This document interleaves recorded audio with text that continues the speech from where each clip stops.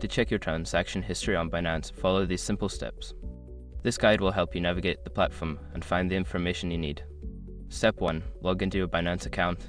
Visit the Binance website or open the mobile app. Enter your login credentials to access your account. Step 2. Navigate to the wallet section. Once logged in, locate the wallet option on the main menu. Click on it to access your wallet details. Step 3. Select transaction history. In the wallet section, look for the transaction history option. This will direct you to a page where you can view all your past transactions. Step 4. Filter your transactions. Use the filtering options available to narrow down your search. You can filter by date range, transaction type, or specific cryptocurrencies to find the exact transactions you want to review. Step 5. Review your transactions.